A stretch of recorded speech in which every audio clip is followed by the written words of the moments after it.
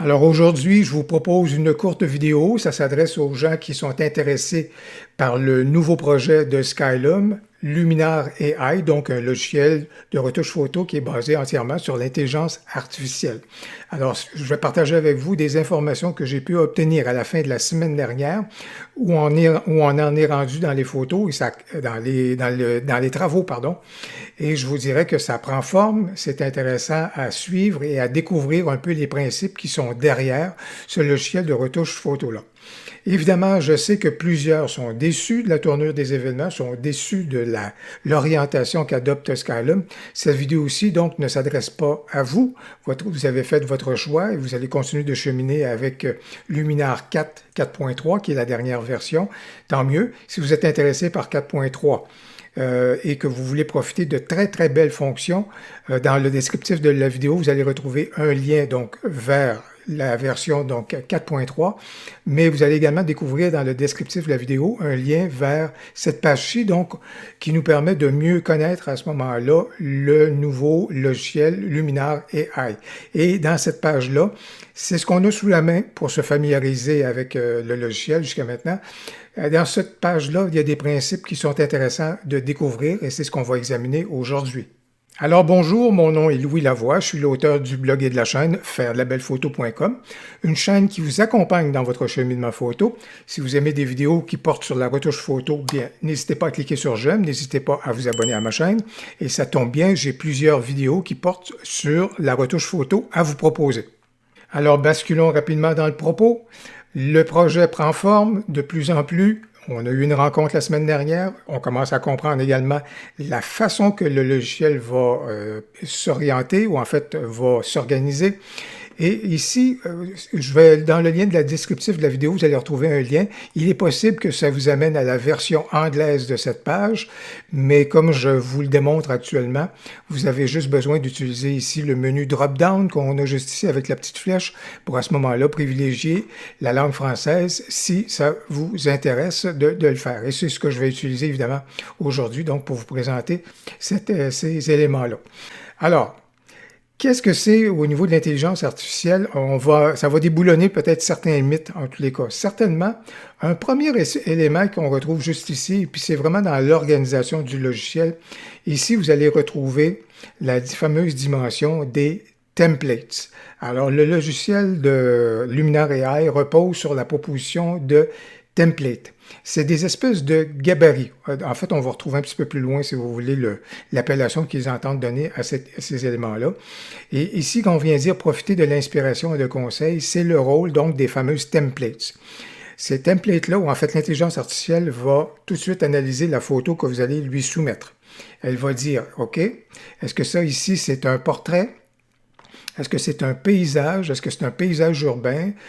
Est-ce que c'est une photo de rue? Est-ce que c'est de la macrophotographie? Bon, bref, il va y avoir plusieurs éléments là.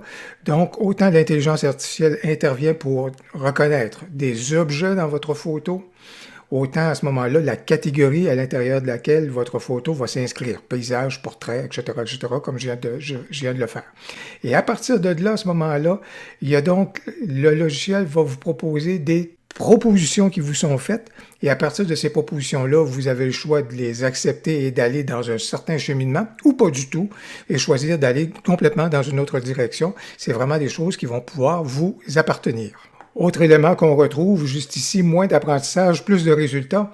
Ben, c'est intéressant parce que Skylum rencontrait ses affiliés, en fait les affiliés qui étaient disponibles, on avait une rencontre vendredi, et de nous dire, écoutez, on veut que notre logiciel soit beaucoup plus intuitif qu'il ne l'est actuellement, et c'est pour vous dire qu'on veut que le logiciel nécessite moins de tutoriels que c'est le cas pour plusieurs des logiciels de retouche photo actuellement. Alors, on n'a pas réagi parce que, évidemment, la plupart des affiliés font des tutoriels en ligne. Je fais des tutoriels en ligne, des trucs du genre. Mais, définitivement, c'est pas que Skylum veut nous mettre au chômage, pas du tout. Mais c'est pour dire qu'en définitive, ils veulent vraiment viser une intuitivité qui est plus grande encore à ce moment-là et que ce soit moins nécessaire pour vous et pour nous, de recourir à ce moment-là des tutoriels pour mieux comprendre le fonctionnement du logiciel. Juste ici, quelque chose qui est absolument très fondamental, bénéficier d'un contrôle total sur votre vision créative. Ça veut dire que vous pouvez passer outre à toutes les suggestions de templates ou en fait à l'intervention dans une certaine mesure de l'intelligence artificielle et vous pouvez aller carrément vers les curseurs, vers les fonctionnalités directement à ce moment-là. Vous restez libre et ça, Skylum le réitère à chaque fois. Vous pouvez rester libre complètement du traitement et du processus de retouche de votre photo. L'intelligence artificielle n'est pas obligée d'intervenir à ce moment-là. Tant mieux pour ceux qui veulent encore faire les choses là, de façon un peu plus conventionnelle. Ici, il y a un élément qui est important. Plus de temps pour votre créativité. En fait, si je vous posais la question, et si vous me posiez la question, il y a certainement des éléments dans nos processus de retouche photo qu'on aimerait bien que ce soit pris en charge parce que c'est laborieux, parce que ça ne nous intéresse pas, parce que des fois, ça peut être plus complexe. Et je ne vous cacherai pas que pour ma part, par exemple, toute la dimension de redressement des perspectives et puis des trucs du genre, dans Lightroom, j'adore l'outil Transform qui est là, transformation, parce qu'il repère dans ma photo, à ce moment-là, les éléments qui ont besoin d'être redressés, la perspective, la correction de la perspective, tout ça. J'aime ça. J'ai pas de temps à passer personnellement à essayer de redresser ces éléments-là, puis la ligne d'horizon, de la calculer ou des trucs du genre. De plus en plus, les logiciels vont automatiser en quelque sorte le redressement de la perspective. Alors, tant mieux, moi, j'ai rien contre. Et récemment, justement, Skylum m'a posé la question sur d'autres éléments que les gens disaient, moi, ce serait intéressant si vous étiez en mesure de automatiser davantage telle opération, telle opération. Alors, ça ici, là, c'est définitivement quelque chose pour lequel l'intelligence artificielle intervient et moi, personnellement, j'ai rien contre. Je vous dirais également ce que j'apprécie énormément. C'est dans les outils de masque, lorsqu'on est capable de faire le masquage là, avec une intervention qui est là pour rapidement sélectionner les endroits où est-ce qu'on veut faire le masque. Là, je pense entre autres à On1 au niveau de ces outils de masque où est-ce qu'on vient dire ça, c'est la zone que je veux masquer. Et on n'a pas besoin de faire à l'ancienne, là, vous savez, là, on prenait notre élément, puis il fallait vraiment aller vraiment dans les moindres recoins. Là. Aujourd'hui, là, avec cette démarche-là et cette reconnaissance-là, c'est beaucoup plus intéressant à ce moment-là. Ici, ça, c'est cela. Et ici, évidemment, l'édition d'images n'est plus complexe. C'est vrai que dans une certaine mesure, dans ce qu'on peut voir, vous allez voir que ça vient faciliter énormément les choses.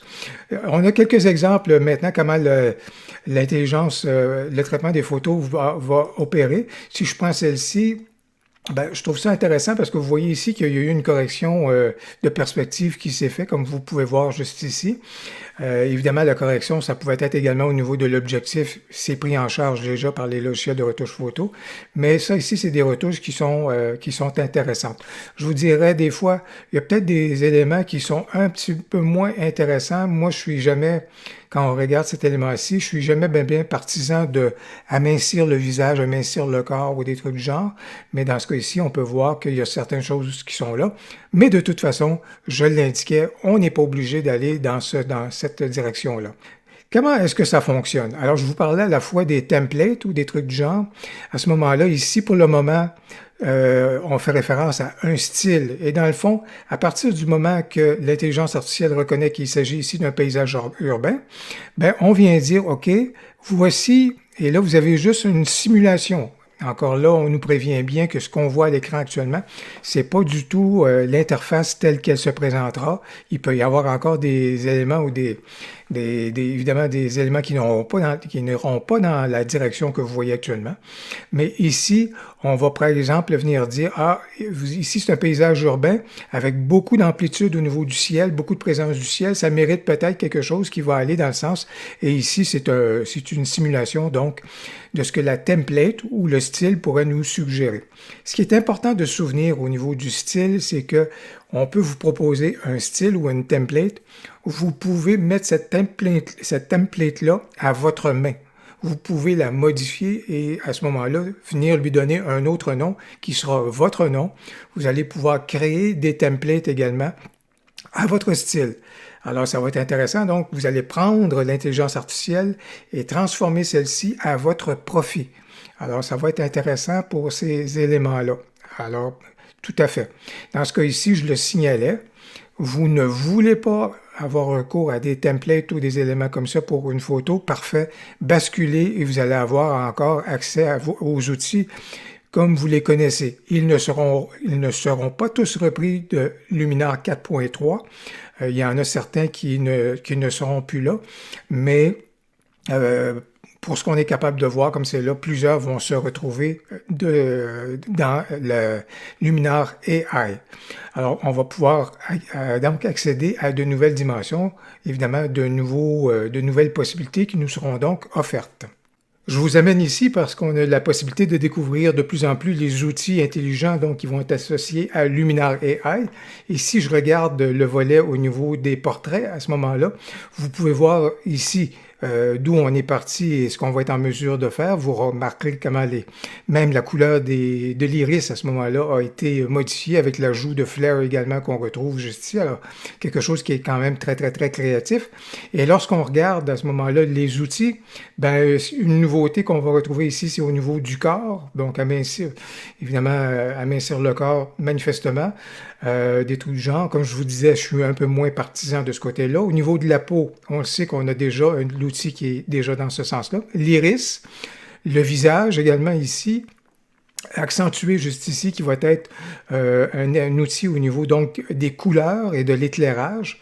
Ça va être intéressant. Probablement quelque chose qui va s'apparenter à AI Accent, là, si vous voulez, mais propre à ce moment-là à la retouche portrait. Et au niveau du bokeh, bien sûr, ben ça peut être intéressant. Ça, c'est nouveau et ça peut être intéressant justement pour accentuer un effet à ce moment-là. Ça va être bien. Alors ici, on retrouve les outils également du côté de la photographie paysage. Alors, je l'indiquais précédemment, ce que vous pouvez voir ici, par exemple, atmosphère AI, ben ça veut dire que l'intelligence artificielle, elle est présente. C'était la même chose de ce côté-ci, au niveau de ces outils-là. Dès qu'on retrouve la mention AI, ça veut dire que l'intelligence artificielle va intervenir. Alors, dans ce cas, l'atmosphère AI, ici, c'est nouveau et c'est intéressant. C'est pas donc pour des phénomènes atmosphériques, des phénomènes météo. Ça va être intéressant. Le brouillard, la brume, de la vapeur, de la bruine, de la buée. Bon, bref, ça va être intéressant de regarder ces éléments-là et surtout sans masque ni calque, soit dit en passant. Structure, on l'a déjà, on le sait. Ciel AI, ben, à ce moment-là, on le sait que on est capable de faire intervenir le changement au niveau donc du ciel. Et je vous dirais que ce qui est fascinant à regarder ces trucs-là, et ce qu'on apprenait également vendredi, c'est qu'il n'y aura plus de calque dans Luminar AI. Tous ces éléments-là autour de la photo composite vont pouvoir se faire à partir des outils et de la brosse, par exemple. Alors, c'est une nouvelle façon de fonctionner. On est bien intrigué par ça. On a hâte de voir comment ça va fonctionner. Mais il n'est plus question d'avoir, donc, à ce moment-là, des calques dans Luminar AI. Alors pour la photo composite, parce que on est plusieurs à faire de plus en plus de photos composites grâce à l'intelligence artificielle, alors ça va être intéressant de regarder ces éléments-là. Je vous dirais que du côté anglophone, si vous voulez voir ici quelque chose qu'on ne retrouve pas dans la version francophone, mais vous pourriez aller voir les photographes avec lesquels Skylum a travaillé pour aller chercher leur perspective, leur point de vue si vous voulez, leur point de vue quant aux besoins des photographes à l'égard de l'intelligence artificielle. Alors, ce serait intéressant à découvrir si vous voulez basculer du côté de la foire, pas de la foire, mais du côté de la version anglaise. Je terminerai en vous disant que ça va être important vraiment, encore plus, de jeter un coup d'œil au niveau des spécifications techniques de ce côté-ci. En particulier, ce qu'on faisait valoir vendredi, c'est que au minimum, c'est 8 gigs de mémoire vive que ça va vous prendre, mais si vous voulez vraiment que ça opère correctement, il va falloir y aller vers 16 gigs et plus. L'intelligence artificielle qui opère en dessous nécessite beaucoup d'énergie, nécessite beaucoup d'apport de la part de la ressource de votre ordinateur, y compris là, le 16 GB, c'est également du côté Mac. C'est pas parce que je viens de le pointer du côté de Windows, c'est la même chose du côté de Mac. Ça nécessite beaucoup d'apport à ce moment-là. Alors, il ne faudra pas minimiser cet élément-là. Et je vous dirais également au niveau de la carte graphique, là, encore une fois, c'est assez essentiel de regarder vraiment ce qui est nécessaire à ce moment-là pour opérer. Tant qu'à parler des spécifications techniques, aussi bien aborder également le phénomène de la performance, parce que vous êtes plusieurs à décrier les lenteurs au niveau de Luminar 4. Je vous dirais que ce qu'on observe actuellement, lorsqu'on nous fait des présentations, bien entendu, c'est combien le logiciel va réagir beaucoup plus rapidement. Et ce qu'on explique, c'est qu'il y a certains outils, je vous dirais, qui des fois avaient une espèce de lenteur qui était inhérente. Alors, il y a un certain nettoyage qui est en train de se faire, où il y a une façon différente, évidemment, d'écrire ces outils-là en termes de programmation. Alors, ça semble beaucoup mieux réagir. Et je vous dirais en particulier, par exemple, tout ce qui est des outils de duplication, l'outil de correction réagit beaucoup plus rapidement et de façon beaucoup plus efficace parce que, entre autres, il est enrichi du volet Content Aware que vous connaissez là, de Photoshop, c'est-à-dire cette capacité à reconnaître c'est quoi l'environnement qu'on est en train d'effacer et de prendre des éléments de l'environnement pour pouvoir reconstituer, si vous voulez, l'endroit qu'on vient juste de corriger. Ça opère beaucoup mieux que ce qu'on observe actuellement dans Luminar 4. Alors ça, c'est extrêmement intéressant. Je vous dirais également que l'autre phénomène qui est là, c'est qu'au moment où est-ce que Luminar AI va sortir, on tente évidemment du côté de Skylum d'avoir les mêmes fonctionnalités, tant du côté Mac que du côté Windows, mais c'est un défi. C'est pas un défi nécessairement au niveau du logiciel, c'est certain que chacun des systèmes d'exploitation a ses caractéristiques et il y a des développements qui sont plus favorables à l'intelligence artificielle. Actuellement, semble-t-il, du côté de Microsoft et de Windows que de Mac. Alors, c'est pas tant du côté de Microsoft, c'est plutôt qu'au niveau du microprocesseur Intel, qui est beaucoup plus développé en fonction de l'intelligence artificielle, qui accueille celle-ci, qui est mieux en mesure de la gérer, l'intelligence artificielle, que du côté de Mac. Alors, semble-t-il que du côté Windows, donc, il y aurait une petite longueur d'avance à ce moment-là au niveau de la performance avec l'intelligence artificielle. Tout ça, évidemment, est à voir au moment où est-ce que ce sera disponible, je vous dirais. Dès qu'on a une version d'essai du côté des affiliés, bien entendu, ça va me faire plaisir de faire une vidéo, mais celle-ci, c'est pas demain la veille. Encore une fois, pour Luminar AI, on regarde un lancement qui se ferait en quelque part avant la fin de la présente année. Manifestement, ça va être en décembre et plus probablement à la fin du mois de décembre, toujours est-il. Donc, mais de mon côté, je vous ferai part des dernières nouveautés, encore une fois, au fur et à mesure que je serai en mesure d'en prendre connaissance. J'espère que la vidéo vous a plu. Si c'est le cas, n'hésitez donc pas à cliquer sur j'aime. Et si vous aimez le phénomène de la photo sur photo, ça tombe bien, j'ai plusieurs vidéos à vous proposer à ce sujet.